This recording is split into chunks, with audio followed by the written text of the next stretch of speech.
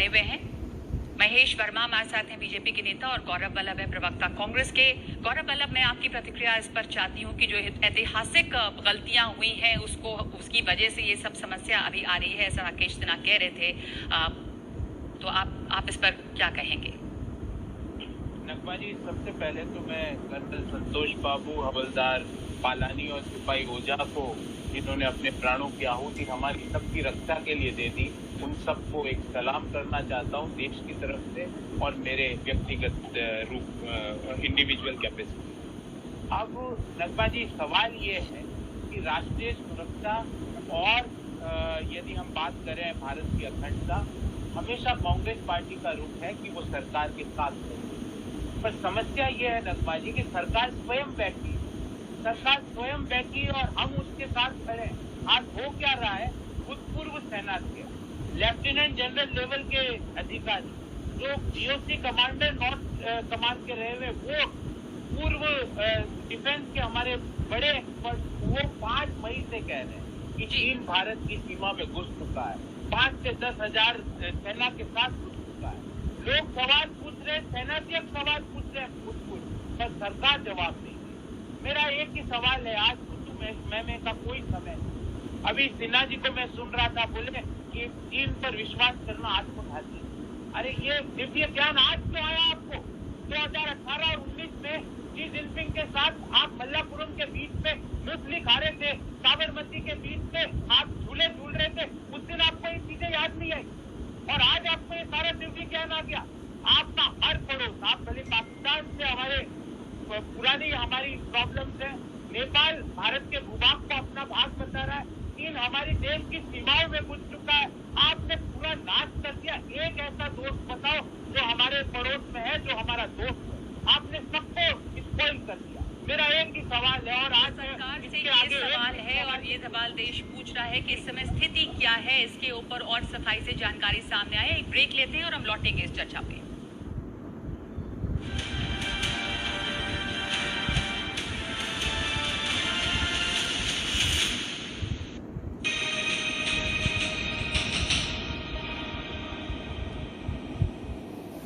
हम चर्चा कर रहे हैं भारत और चीन का आमना सामना, जो 45 साल में सबसे ज्यादा हिंसक आमना सामना हुआ है, जिसमें हमारे 3 सैनिक शहीद हुए हैं। और इस वक्त मेरे साथ महेश शर्मा जुड़े हुए हैं बीजेपी से और अभिजीत भट्टाचार्य, सुरक्षा विशेषज्ञ।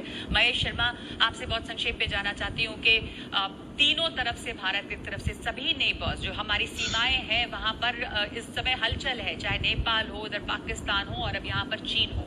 तो ये क्या हो रहा, सवाल उठ रहे और जानकारी सरकार की तरफ से कि नीतियां क्या हैं। आज के दिन विपक्ष ये पूछ रहा है कि क्यों नहीं विपक्ष को भी कॉन्फिडेंस में लेकर एक नीति बनाई जाती है। देखिए नगमा जी, ये तो स्पष्ट है कि मातृभूमि के एक इंच की रक्षा करते हुए हमारे जो जवान शहीद हुए हैं, उनकी सच्ची श्रद्धांजलि तो यही होगी कि हम ये बात करें कि आज देश जिस मजबूती के साथ और जिस जवाबदेही के साथ चीन को करारा जवाब दिया है, वो बेमिसाल है। आप अगर जानकारियां सरकार की तरफ से और सामने आनी चाहिए थी। इंफॉर्मेशन वॉर का दौर है, लेकिन जानकारियां सरकार की तरफ से कम और बहुत अब देश को पता नहीं कि क्या हो रहा है, क्योंकि पहले भी कहा गया कि यहाँ पे डीएस्केलेशन चल रहा है और हालात सही हैं, लेकिन डीएस्केलेशन होते होते ये हो जाता है। नगमा जी, मुझे थोड़ा सा आप टाइम दीजिएगा तो मैं अपनी बात को अच्छी तरह से कह पाऊंगा। आपके दर्शकों के लिए भी जरूरी है जानना कि पहली बार चीन जो है इनिशिएटिव लिया बातचीत करने के लिए। ये पहली बार किसी कन्फ्लिक्ट को लेकर या किसी डिस्प्यूट को लेकर उसने खुद पहल की कि भाई हम बातचीत करना चाहते हैं। दूसरा, आज जो गौरव वल्लभ जी हमारे जो कांग्रेस के मित्र जो बता रहे हैं, ये तो इनके ही रूल में कई बार छला है और ऐसे छलनी किया है। या नेहरू जी के 1939 का एक लेटर को लेकर युद्ध की तैयारी करना, या फिर पंसील को लेकर घात लगाना, या फिर 1967 में आगे जो है हमारे जबरन हमारे ऊपर कब्जा देना। तो ये सारी बातें तो अपनी जगह है, लेकिन ये चीज आपको समझना होगा कि आर्थिक और राजनीतिक रूप से पाकिस्तान और चाइना के लिए जो है भारत बहुत महत्वपूर्ण हो चुका है। जब भी कोई वहाँ राजनीतिक कारण या आर्थिक कारण बनता है तो ये अक्सर जो है भारत की तरफ जो है इस तरह की घात लगाने की और इस तरह की जो दुस्साहस करने की पर ये भी जनरल पनाग का ये ट्वीट था अभिजीत भट्टाचार्य की 40 से 60 स्क्वायर किलोमीटर वर्ग जो है चीन अंदर आ चुका है। चीन की नीति लगती है कि हम 2 कदम आगे जाएं और 1 कदम पीछे हटें, तो चीन वहां पर आक्रामक हो रहा है। ये देखते हुए इस समय जो हम इतिहास की बात कर रहे हैं कि किसने क्या गलती की, पर अभी की क्या नीति है और ये सबसे सीरियस फेस ऑफ है इस समय, आप क्या इसको कैसे एनालाइज करते हैं? 2018 में सुनाई पड़ रही नगमा जी? जी जी, कैन यू हियर मी? जी 2018 में चीन ने $54 बिलियन हमारे यहाँ से कमाया था, $54 बिलियन, और वही कमा के हमारा सोल्जर को मार रहा है।